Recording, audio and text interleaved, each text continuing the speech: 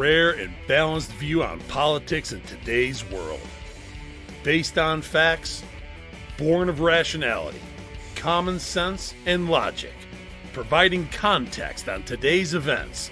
This is American Perspective with Rick Thomas. Hello, everyone, and welcome to American Perspective. I am your host, Rick. Well, you know, when they got primaried, you would think that they would just be like, okay, fine, jig's up, I'm going home. But no, they're deciding to stick their noses into pretty much everything. Well, they're rhinos, so that makes sense. Anyway, I'll get more into that here in just a few minutes. But first, let's go ahead and listen to one of the cutest voices that we have in the repertoire for the Pledge of Allegiance. Tonight is none other than BAM. That's right, BAM is up for tonight's Pledge of Allegiance. So if you are of mine, please stand, remove your hat if you're wearing one, like me. Place your hand over your heart and follow along with BAM as she recites the Pledge of Allegiance. I pledge allegiance to the flag of the United States of America and to the republic for which it stands, one nation, under God, indivisible, with liberty and justice for all. Now, you know, one of these days I'm going to have to meet BAM. I mean, I have to meet all my Whiskey Warrior P1s, but I definitely have to meet BAM. She's got this little kid voice. It's just, yeah, it was kind of surprising when I got her entry. Anyway, speaking of entries, if you haven't done yours yet, yeah, I like accents too. Yes, I like accents too. Anyway, where was I? Oh yeah. If you would like to hear your rendition of the pledge played here on the program, all you need to do is record yourself reciting or performing the pledge in your style. Take that audio file, video file, whatever kind of file that you create, and send it off to me. Send it to fans, FANS, at AmericanPerspective.online. That's fans, FANS, at AmericanPerspective.online. And I will get you into the rotation. I have 25 of these. I'd like to have 26 by the end of 2026, so I need one more. If you use your phone to record it, you can use the share option. That's the SHARE option. You can use the share option, and that will get you to me by sending it to fans, FANS, at AmericanPerspective.online. And I will get you into the rotation as quickly as possible.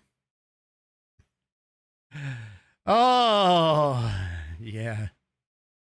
You know, it seems like nothing I do is ever right for everybody here on the show. Just saying. Anyway, okay. But you keep coming back, don't you? All right. Let's head on over to tonight's headline sponsor, which is none other than theamericanview.com. That's theamericanview.com. The company is called The American View. They're formerly known as the Institute on the Constitution. Okay, and yeah, they have a mission. Their mission is that they are an independent educational organization dedicated to the objective, textual, and historical study of the foundational documents of the United States. Using a rigorous primary source methodology, our mission is to examine the original context, personal correspondence, legal frameworks, and Judeo-Christian, that's the key, Judeo-Christian philosophical traditions that guided the framers during the creation of the U.S. Constitution and the Bill of Rights. By analyzing the specific scriptural citations, historical sermons, and biblical principles explicitly referred In early American political discourse, we provide researchers, educators, and citizens with a factual, unpoliticized baseline for understanding how theology and history intersected to shape the structural heritage of American liberty. Now, all of that being said,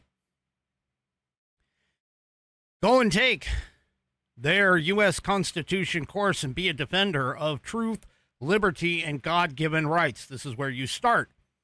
Now, that course is $76 right now. It's normally more than that, but they've discounted it for the 250th anniversary of this great country. Go and check out the U.S. Constitution course, and if you're interested, you can get the first lesson for free. All you have to do is go to theamericanview.com/study. You'll be presented with this page where you can fill out your first name, last name, enter your email, and hit the Get Lesson 1 free. And you can check out the quality, and I do mean quality, of that course. That's right. Learn at your own pace. It's a nationally recognized 100% online course. And then once you're done with that, well, think about joining their community. Donate or become a sponsor. Become a member. Or even better yet, become an instructor, especially after you go through all of their courses. That's right. Leave a legacy. Restore the constitutional republic and prepare the future by hosting a course in your community. And you absolutely should. It is time to lead. You know, we are the leaders that we have been waiting for. That's right. Watch this video on how to become an IOGC instructor. It explains it. It's really pretty simple, honestly. And then you can go and check out this video right next to it. 5 tips for a successful class. Go and pick up their instructor kit right here for their U.S. Constitution course by going to their shop. That's right. Once you go there, you can get the U.S. Constitution course. There are several other educational resources, as well as all of the instructor materials, self-evident apparel, and my personal favorite right here above my head, which is the Legacy Library. That's right. The Legacy Library has got a lot of leather. I love my leather. You can pick up wall hangings like the Leather Declaration of Independence, the Leather Bill of Rights, the Leather Magna Carta, the Leather U.S. Constitution wall hanging, which actually is 4 items. Yep. But let's start with the sexy, rounded cornered book. That's right. The sexy, rounded cornered book that I have right here in my hand. It is the leather-bound U.S. Constitution. That's right. This thing is pocket-sized. It's got sexy, rounded corners, according to my Whiskey Warrior P1s. And 3 Chevy says all the amendments in the aforementioned book contain genuine Roman numerals. No Romans were harmed in the use of said numerals. Check this thing out. It's got 1/8 of an inch of Saddleback leather wrapped around pages that are water and tear resistant. No cheap glue here, folks. It is stitched all the way through the pages and the leather on the outside. It's got a 100-year warranty against materials and manufacturing defects, such that if you have a problem with this thing, you send it back to the manufacturer and they will either fix it or replace it for free. It is buddy tested, buddy approved, Billy tasted, Billy approved. My youngest Whiskey Warrior has confirmed that the information contained within will help you to achieve your civics badge in scouting. Not to mention, you'll probably pass that civics exam if you still have one, and your naturalization test. What a book. 3-for-1. 3-for-1. Head on over to theamericanview.com, go to their shop, go to the Legacy Library, and pick yours up today. This is a family heirloom that you can pass down for generations to come. It is nice and pocket-sized. You can stick it in the pocket. And trust me, it travels well. This one went all the way with me to Arizona and back again. Head on over to theamericanview.com. Check out all of their resources and courses and everything else available. And I thank them for sponsoring this program. All righty. Well, folks, we're getting closer and closer, inexorably closer and closer to the midterms. And it seems like we're going back and forth, flip-flopping, back and forth. One minute, the Democrats are in charge, and they're going to win. And the next minute, the Republicans, and then the Democrats, and then the Republicans, back and forth and back and forth. Well, we have yet another analysis out that's brand new that shows that the Democrats actually face brutal math after redistricting in order to retain the House of Representatives. Now, remember, Congress is broken up into two houses. You have the House of Representatives and the Senate. Now, the Senate seems to be kind of hanging, or at least many people are thinking that it's hanging on whether or not Susan Collins up in Maine gets kicked out by, well, what used to be Graham Plattner, but is no longer Graham Plattner. It's now another guy. I can't even think of his name. I think his first name is Troy. But anyway, they seem to believe that that is like the linchpin to the whole thing, whether or not the Republicans can actually stay in power in the Senate. Now, let's be honest. I mean, just having 51 votes in the Senate, that really doesn't mean anything because you have that whole filibuster thing, which, you know, I'm kind of riding the fence on whether or not to determine whether the filibuster needs to go or needs to stay. Because if it stays, that would block the Democrats, should they win in the midterms, from being able to, like, stymie everything going on. It sort of gives, you know, the underdog, the minority, a little bit of a stick that they can carry and utilize to keep and prevent the Democrats from taking over and just passing everything. However, that being said, don't put it past any rhinos from jumping on the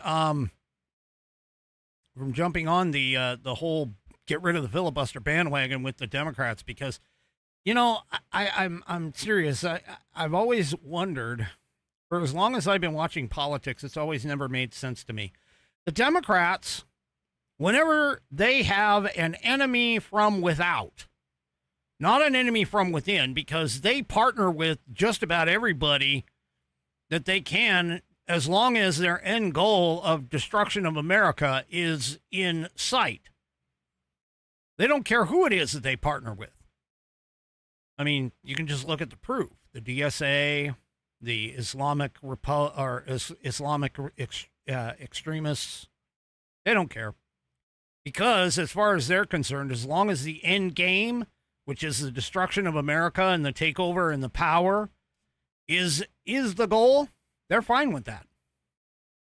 Now, all of that being the case, this new analysis demonstrates that Democrats may have some problem taking back the House. Now, keep in mind, historically, okay, the party that is not in power tends to clean up in the midterms. See, we usually end up with 2 years of the parties in power, and in this case, all three houses are technically controlled by the Republicans, even though they're not really controlled by the Republicans because of things like the filibuster, as an example. But that being said, generally speaking, what ends up happening is you lose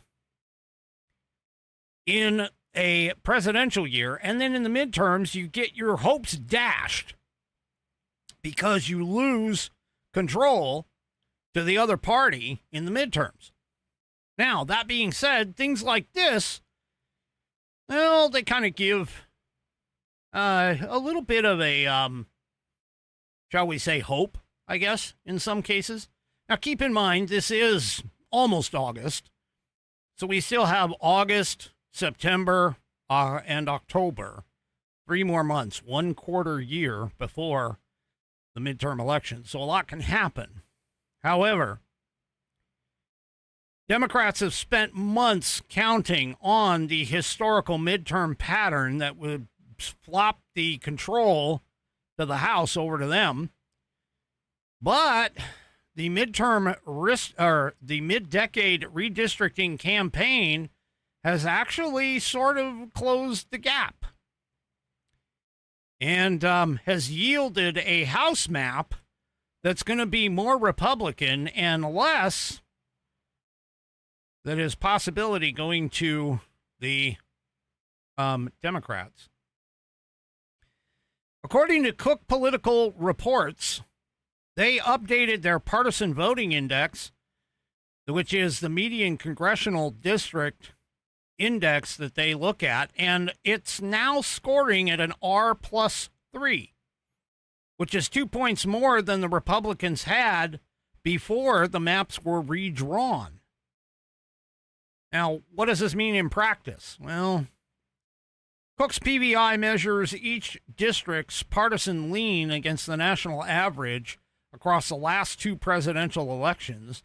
The median district used to sit close to the middle, but now it's running 3 points more Republican than the country itself as a whole. So Democrats have to fight uphill in order to get any kind of traction here. And by the way, Sabato's Crystal Ball, which is not exactly a right-leaning outlet, by the way, they reached the same conclusion. They said redistricting did make the overall House map more favorable to Republicans. The median district by presidential performance is now VA 1, held by Representative Rob Whitman, about 2 points to the right of the old median district. The number of the most competitive districts on paper declined from 85 to 70.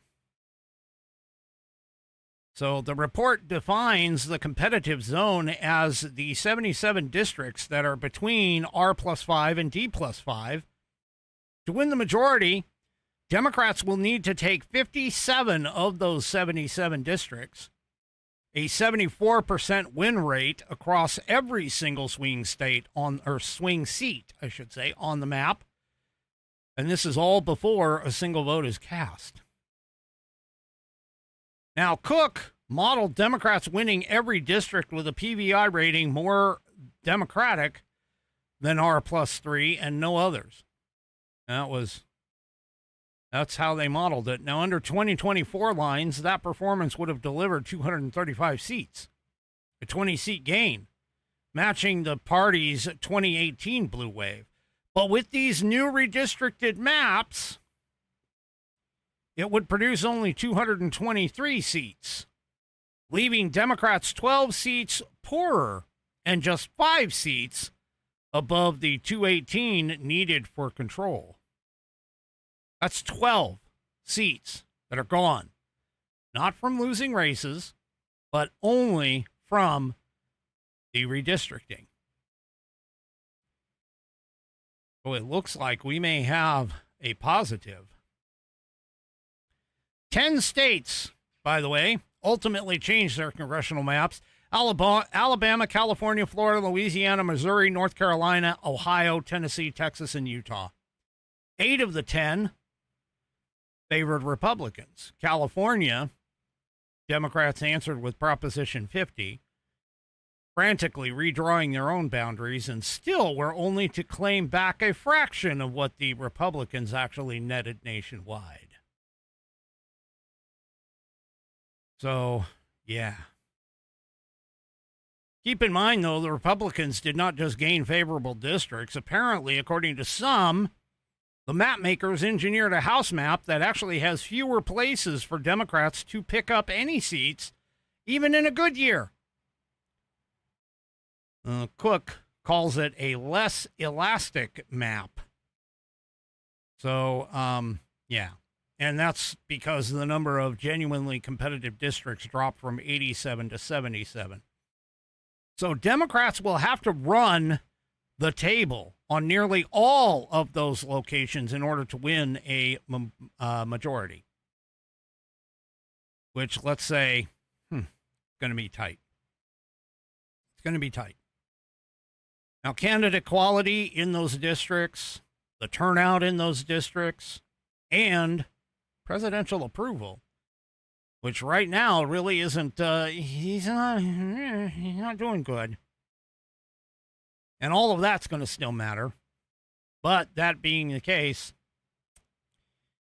Trump has made it harder. Trump and the Republicans have definitely made it harder to get them, and forcing the Democrats to have to run literally a near perfect campaign across the whole United States in order to get it. Yeah. So that means that some of those places where you have those far left radicals that people hate, yeah, they might actually help the Republicans to maintain the House. Speaking of those far left Democrats, if the moderate Democrats had even thought about having a chance to get their party back, well, they're up against some serious competition here. So it looks like 1/3 of your Democrats, according to CNN, they actually identify as Democratic Socialists. You know, this Democratic Socialist thing, it's not going away. Polling shows that 59% of these socialists are under the age of 45 and predominantly white. Yeah, they are also less likely to have a college degree or make over $100,000 a year. So, yeah. Now, what should truly trouble the more moderate Democrats is how motivated these loons are to vote. 66% of them are extremely motivated to vote this year, compared to just 57% of the non-socialist Democrats. So 2/3 of the known lunatics, yeah, they want to vote. They want to vote. And they're extremely motivated to get there. Well, it's because of the fact they think that they're going to get all this free shit. Nothing is free. Remember, the government cannot give out something by which it has not already taken from somebody else. Government produces nothing. Zero. Zilch. All it can do is take from one and give to another, which is exactly what these Democrat socialists want. Yeah. So, yeah, we'll have to see what's going on here in the future. All right. Well, because of the lack of balls in the Senate, particularly with the majority leader, John Thune, well, President Trump is amping up the pressure on John. And the thing is that John Thune, who is indicating that, hey, we're not going to vote on the Save America Act. We're going to go on our vacation. All these senators, they want to take off and go on vacation. You know what would help these senators? I'm serious. I'm just spitballing here, people. Yeah, it's a bit of an educated spitball. But I would think that if you actually did something that over 80% of the country, and it varies from poll to poll, but over 80% of the country, whether it's a independent, a Republican, or yes, even a Democrat, you guys pass something that everybody thinks should happen, that would probably make your voters a little more likely to vote for you. But instead, these dumbasses are like, no, we don't like this Save America Act. We don't like it. We're not going to do it. Yeah. See, this is part of the problem with that whole filibuster thing. Which, by the way, I saw the question in the chat whether or not the filibuster was constitutional. The filibuster doesn't show up in the Constitution, just like the House rules The Senate can make their own rules. The Constitution just basically sets the framework and says this is how you guys are structured. This is how you get elected. This is how you guys are apportioned. But the actual rules of each house are taken care of with their own internal rules. And that's why the Senate can actually have a filibuster or not a filibuster. Now, I covered the filibuster. You'll recall the filibuster actually has been technically in existence since almost the first day that the Senate became the Senate. It was just formalized. And what the problem that we have today is the fact that the filibuster seriously used to be, and I'm kind of going off script here, but the filibuster actually used to be that you would have to hold the House and speak. Like the offending party, meaning the Democrats, because they're the ones that usually do it, would have to speak constantly to block the vote. But recently, the Senate has kind of been like, well, we're not even going to bring it to a vote if Democrats say that they're going to filibuster. We're not even going to bother bringing it to the floor. Because they have no balls. They have no cojones by which to basically say, hey, if you're going to filibuster this, you're going to do it old school. You're going to have to talk. We're bringing this shit to the floor, and you're going to have to talk it all over. And see, that's something that John Thune doesn't want to do. And this is why we have all these people talking about, well, the filibuster, the filibuster, the filibuster. We can't break the filibuster. Well, no kidding. Who the hell cares if you can break it or not? Just freaking bring the damn thing to the floor and make the Democrats stand up and talk for however many hours or days or weeks or months. I mean, it's not like you're really doing anything now anyway. Shoot, you're about ready to head off on vacation. I mean, that's the thing. Like, hey, you guys really want to stand up and talk? You want to have somebody stand up and talk for, 24, 48, 72 hours, whatever it is? You want to get Spartacus up there where he stands there and yells, I am Spartacus, or, whatever? Yeah, that would be Cory Booker. Yeah. I seriously bet if they were to bring it to the floor right now and say, look, you guys can start filibustering, but check this out. If you don't want to go on vacation, then you can filibuster. But if you want to go on vacation, you shut up, we vote on it, and whatever happens, happens. And you just go about your business. I mean, that honestly, that's what I'd be doing if I was John Thune. I'd be like, I'm tired of this crap. You guys have been sitting here. I've been trying to get your votes, and I can't get the votes. Mm-hmm. If they don't want to filibuster, then guess what? That brings it to a simple majority. So put the damn Democrats on the defense. Anyway, speaking of not being able to do anything, well, Attorney General Todd Blanche, his nomination confirmation has been delayed. But this isn't because of the Democrats. This is because of the two primaried idiots. Yes. Senator John Cornyn of Texas, who got primaried by Ken Paxton. And, what's his name? Tom Tillis, I think. Yeah. Yep. So, they were scheduled, supposedly, to vote, today, to send Blanche's nomination to the full Senate. But, without Cornyn's support, the committee can't send it to the full Senate. They have to postpone it. So, yeah. Now,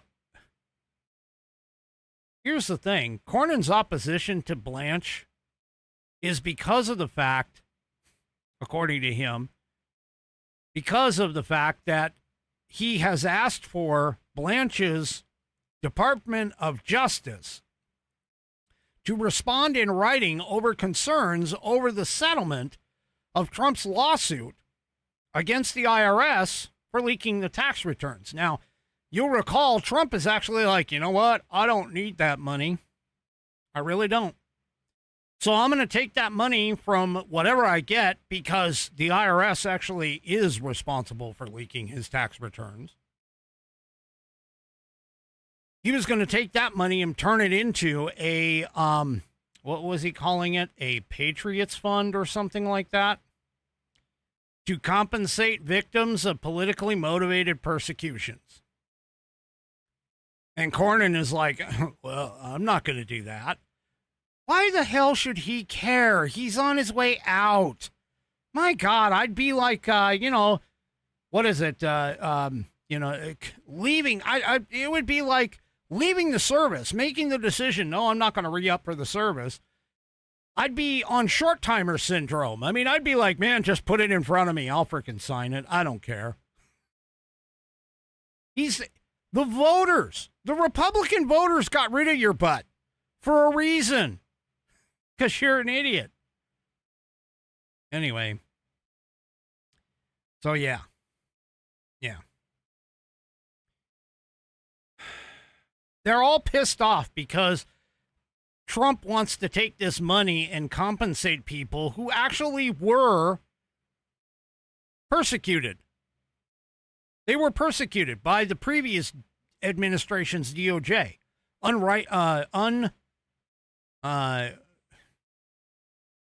Not rightfully so. I can't think of how to say it. Anyway. So, yeah.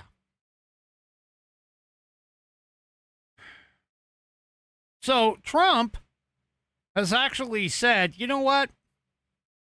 I think I'm going to pull Todd's name from this. He's like, I'm just going to take Todd's name out of the running for right now. And then, if they don't do the right thing, if they're not going to do the right thing right now, because I don't have a problem pulling Todd's name at this point. But as soon as Cornyn and Tillis are out of office, because they both oppose Blanche's nomination, over this stupid-ass fund, that honestly, I mean, seriously, folks, look at this, okay? Trump is putting together what is essentially a compensation fund for people who have been wrongfully accused and persecuted. Now, how much more different is that than Congress having a slush fund for all of the sexual misconduct allegations?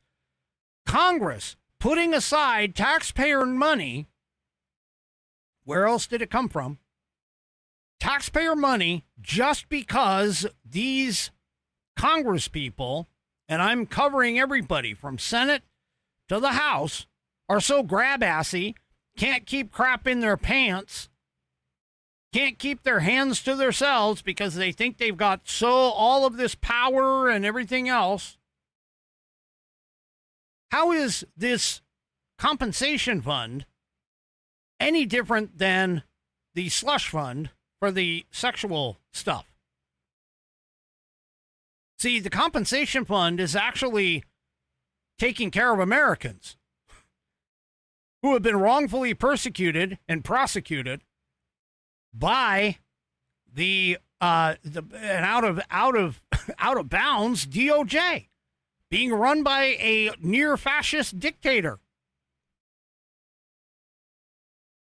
But yet, the slush fund for your sexual misconduct is okay. That's fine.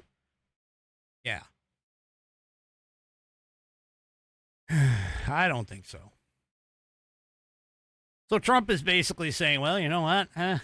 Since those two idiots are the ones that aren't going to pass my guy, he likes Blanche. Like, you're not going to pass my guy. I'll just wait. He can pull back his nomination, keep him in as acting, by the way, for the time being, and then put him in after the midterms are over and Cornyn and Tillis are out of office in January. Yeah. I think these people, I mean, talk about being petty. Oh my gosh. But then again, almost every single one of them, seriously, almost every single one of them has an inflated sense of self-worth. Sort of like Fauci. Some not to the degree that Fauci has. You know, Fauci considered himself to be a god in the health industry, but yeah. Yeah. I mean, this is petty any crap, seriously. I'm so tired of it. I'm so tired of it. Anyway, speaking of Fauci, there was a former DOD, Department of Defense, legal counsel, who actually has come out now and said, you know, Anthony Fauci claiming or pleading the fifth the 111 times, he may have done himself, like, no favors at all. So Ryan Goodman, who is a New York University law professor and former Defense Department counsel under Barack Obama, told CNN that Fauci's approach of pleading the fifth actually creates more issues than it actually resolves. According to Goodman, by doing that, it actually increased Fauci's legal exposure rather than protect him. He says, I think it made it worse. He says, it's even a curious way in which you ponder what his legal advice was, why they decided to do that. Because he doesn't face criminal jeopardy for the pardon. And that's the point. He's got the pardon. Why does he, I mean, honestly, if he lies to Congress, this is the thing. He's already got the pardon. He lied to Congress during the time that the pardon covers. So he's already scot-free of any kind of perjury there. But he's not scot-free for any perjury here. So is he planning on lying?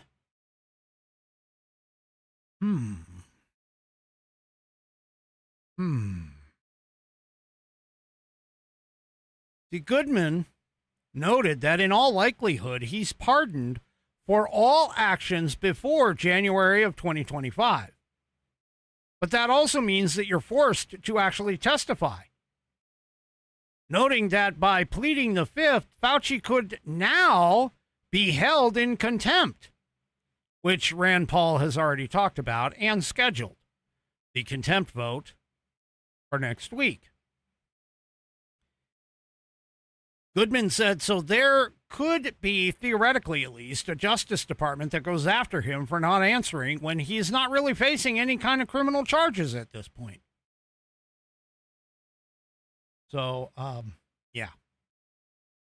You also need to understand, too, that, you know, he's damaged his reputation now because regardless of what everybody says, everybody's like, oh, yeah, pleading the fifth doesn't mean anything. It really doesn't mean anything. Except there's only one problem. In the court of public opinion, when you've been caught lying, even though you have a pardon, and you go ahead and plead the fifth anyway, well, that doesn't look all that great, does it? No, it doesn't. It really doesn't. So, yeah. Anyway.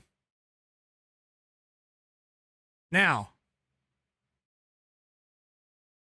keep in mind, everybody knows that because the pardon done by Biden, which was very broad, it significantly weakened Fauci's ability to claim the Fifth Amendment privilege for any kind of past conduct under that pardon.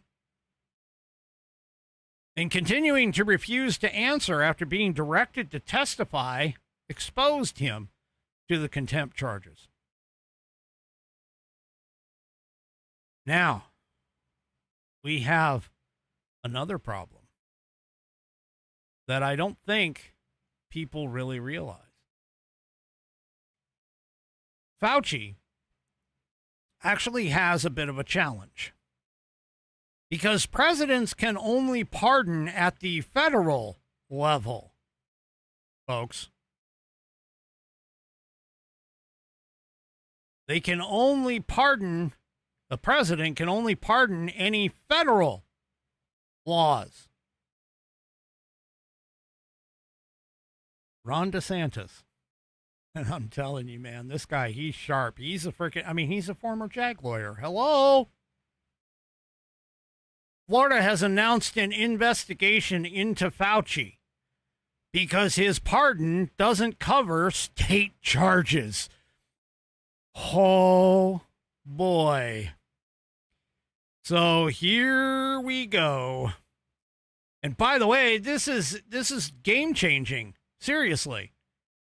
Florida Attorney General James Uthmeier evidently was keeping an eye on the proceedings because after the hearing, he went ahead and posted on X, quote, Fauci's lack of candor to Congress is unbelievable.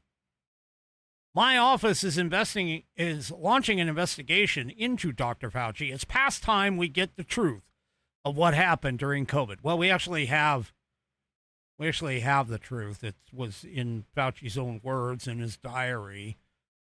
Don't know why people are thinking that can't be entered into evidence as Exhibit A. Anyway, yeah. The Biden pardon is not going to protect him in a state trial. Now, I can guarantee you this much. There won't be 50 states going after Fauci. I wish there would be. I mean, it would be absolutely fantastic if we could have one state after another just lining up. Hey, Florida, he goes to trial in Florida. His trial ends in Florida. He immediately moves to Georgia. Georgia, that trial ends. It goes to Alabama. Alabama then goes to Louisiana, and so on and so forth, until he goes to every single state in the nation, including Hawaii and Alaska. But that ain't going to happen because I guarantee you places like California,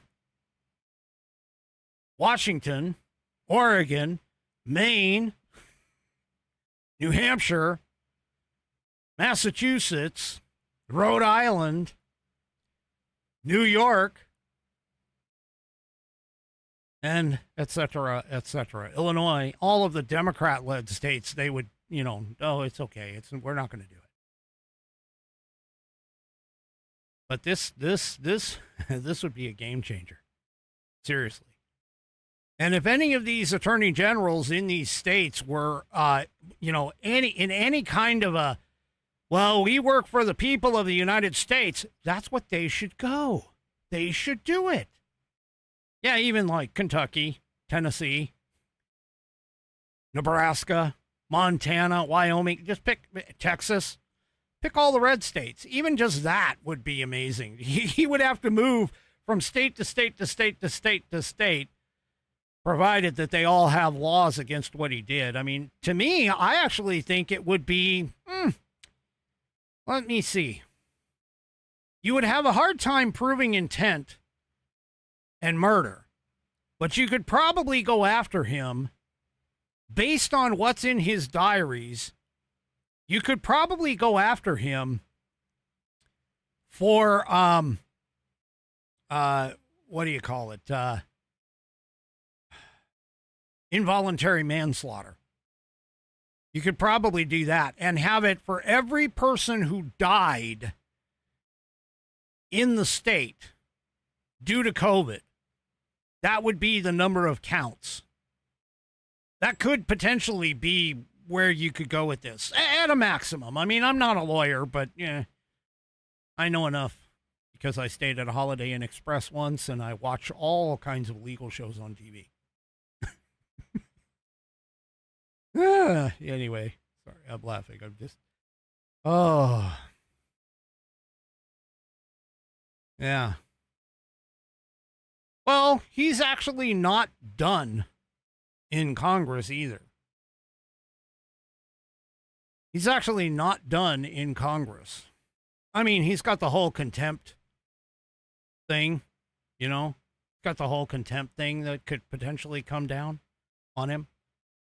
But what's kind of interesting is there's a guy or a person, a woman, who basically, well, gives sort of a predicate for where Fauci could end up. And this is where some of these Republican senators are actually looking and they're going, we've heard this before. This whole Fifth Amendment thing, we've heard this before. For those of you who have memories longer than, 3 seconds ago, like the leftists do, there was this person back in 2013. Name's Lois Lerner. Well, Lois Lerner gave an opening statement and then stopped answering questions. That was in the hearing regarding IRS discrimination against conservative applications for tax-exempt status. You remember that, when all of that happened? Yeah. Under Obama? Mm-hmm. Well, that didn't work for her. And it may not work for Fauci. So, yeah. Oklahoma GOP Senator James Lankford, who pointedly disagreed with colleagues on the Fifth Amendment issue. He waited until the hearing's end to recall that Congress went through a near identical exercise in President Obama's second term. Now, what happened is Lois Lerner was held in contempt for giving an opening statement at a House hearing in 2013 on her alleged discrimination against conservative groups seeking tax-exempt status, and then invoking her rights under the Fifth Amendment to decline to give testimony or answering questions. Lankford asked Chairman Senator Rand Paul whether the Lerner vote determined the Fauci outcome. Now, Paul said that lawmakers have a week to study this issue before voting on a contempt resolution. Now, the one thing that is going to be a challenge here is the fact that, and the courts may have to answer this question, is whether or not Biden's pardon actually preempts Fauci's right to self-incrimination. Because even though, you would think that, hey, you have a pardon for anything that you did during that time, does that preempt your Fifth Amendment right? Excuse me. Anyway, he can't be prosecuted under the pardon. Can't be prosecuted under the pardon as long as he answers truthfully. And the statute of limitations actually even stopped some of the claims that would be coming up to him anyway. So, yeah. Now, there was another law professor, John Banzhaf, Banzhaf. That's kind of a weird spelling. Anyway, he's a George Washington University law professor. He actually floated two other ideas. He said that Fauci could testify without a risk to himself if 2/3 of the committee vote to immunize him, or the simple House majority votes to immunize him, or doing media interviews in which he is not under oath, since it is not a crime to lie to the public. Where the hell do they get these guys? Now, I got to tell you, I'll be open here. Seeing as how I am unvaccinated. Seeing all of this play out in real time here in front of my face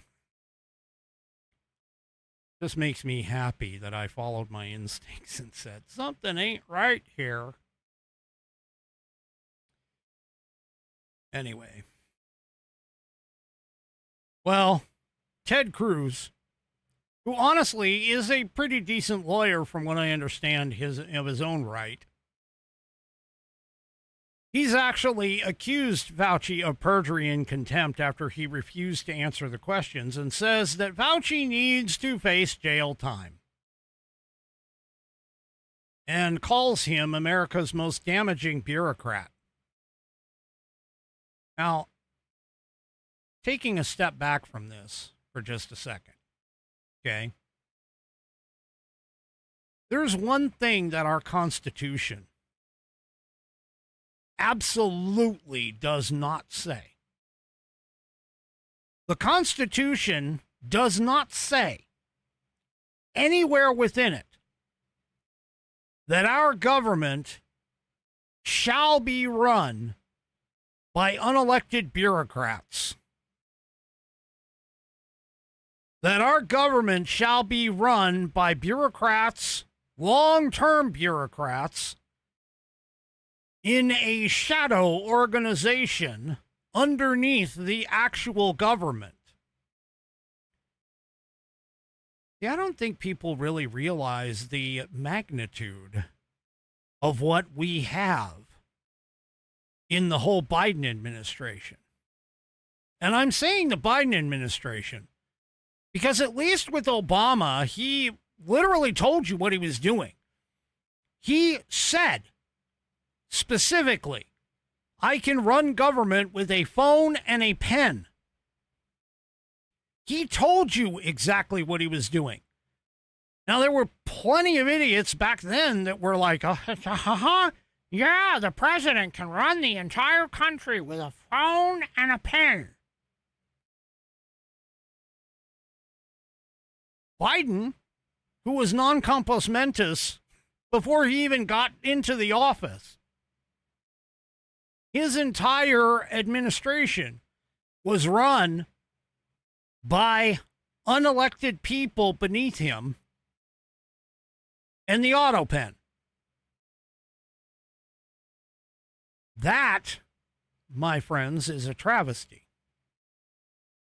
And this is something that the American people don't seem to understand.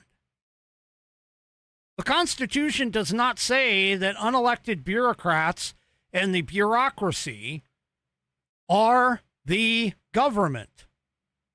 You know what is the government? The people. We, the people, who elect our representatives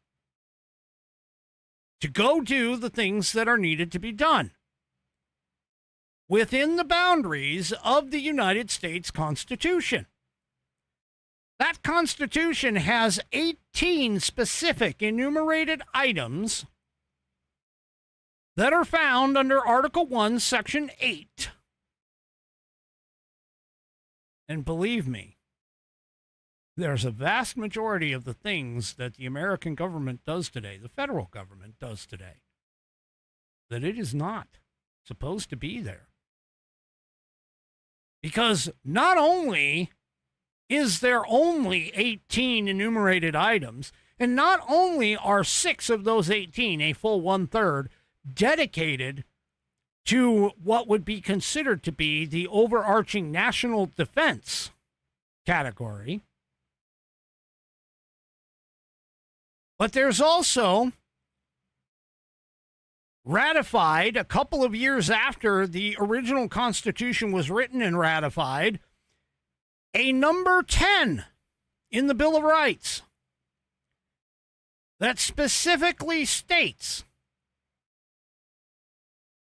if the government is attempting to do something that's not written in the Constitution as its specific purview, and I'm paraphrasing, nor specifically denied to the states, meaning the Constitution says what it says and it doesn't say what it doesn't say. And the 10th Amendment makes that clear. The 10th Amendment basically says, hey, if it ain't in here, or specifically saying that the states can't do it, it's the state's problem. That means all these social programs, healthcare, Medicaid, Medicare, covering OSHA, covering for, all of the things that, I can't even name. We have something like 500 plus agencies. I could be off on my count, but somewhere around the realm of like 500 individual bureaucracies and agencies that make up the federal government. And of those, less than 100 are actually tied to those 18 enumerated specific items in the Constitution.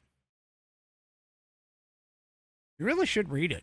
I mean, you can pick up the Constitution. Hell, you can look it up online. It's there. It's free. Pick it up online. Read through Article 1, Section 8, which specifically lists everything that the government is supposed to do. I'm telling you, man, if we don't come out of this entire, endeavor with no better understanding of the Constitution or what our founders wanted for this country at the end of all this, well, let's just say I don't hold a lot of hope for America staying around. I think people are smart. Most of them, anyway. They're smart enough to at least figure out that, hey, wait a minute, maybe we've been doing this all wrong. And this is part of the reason why I keep saying, if I were to come into the resources and capabilities necessary, man, I'd be going after the federal government for breach of contract. Anyway. Yeah, getting back to Ted Cruz. Ted Cruz is suggesting that Anthony Fauci has had contempt for Congress and a contempt for the American people for decades. His diary shows that he deliberately lied to the American people over and over and over again. Yep. And I agree. Now, keep in mind, Ted Cruz and Fauci have had a long-standing feud. Just like Rand Paul has had a long-standing feud with Fauci. Most of it had to deal with the handling of the outbreak, claims that he was dishonest about the origins, which he was. We all know that. It was a lab leak. It was funded by him, or at least by his organization. And even he admitted in his diary that it was clear that it came from a lab leak. This guy, he just needs to go. He just needs to go. You know what? I realized something. Has anybody seen the movie? Has anybody seen the movie Leprechaun? Now look at Fauci's face here and tell me, does he not look like that movie Leprechaun guy? All he needs is the beard and the hat. I'm telling you. If you can remember the caricature that was the Leprechaun in the movie The Leprechaun. And I'm talking like I'm pulling out way back in like the 80s or whatever. Does he not look like him? Seriously, just put the hat and the beard on. He looks like the caricature that they used in the movie The Leprechaun. I'm just saying. I mean, and he's about as evil. Yeah, all right. That'll at least get you laughing before we go home. All right, everybody. If you haven't already, head on over to rumble.com. Get yourself an account. It is free. And once you are signed up and signed in, make sure that you search up the American Perspective channel. And once you're signed up and signed in and search it up, hit that green follow button to get notified every time that I go live. Also, too, don't forget to give me a thumbs up, thumbs down, or in the case of 3 Chevy, a thumb sideways or maybe in an angle across all my platforms. Whether it's X, YouTube, Facebook, Pilled.net, Pilled.net, and of course the aforementioned Rumble. We will see you tomorrow night, 5 p.m. Pacific, 8 p.m. Eastern Time, right here on American Perspective. Have a great rest of your evening, and good night, everybody.